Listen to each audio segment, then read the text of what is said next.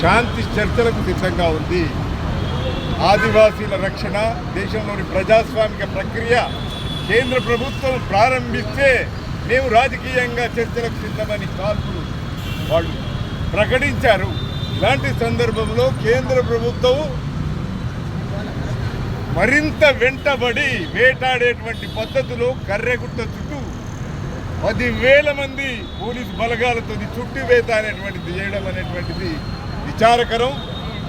ఇప్పటికే 2024, 25 దాదాపు 500 నుంచి 600 మందిని, అందులో ప్రధానంగా 500 మంది ఆదివాసీలను పట్టుకొని కాల్చి చంపినటువంటి ఘటన అనేక వార్తలు వస్తున్నాయి.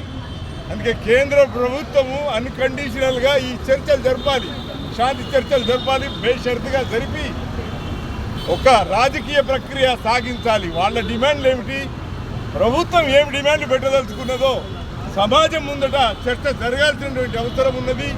ఒక వాతావరణం ఏర్పరచాల్సినటువంటి అవసరం ఉంది.